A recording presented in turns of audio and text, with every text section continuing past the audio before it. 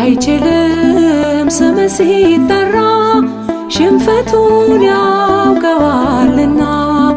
እኔ ግን ላመሰግን መጣሁኝ በአዲስ ምስጋና። ሚካኤል ርግባ ለገነተ ሰማይ ታምር ተገልጧል በኔ ላይ።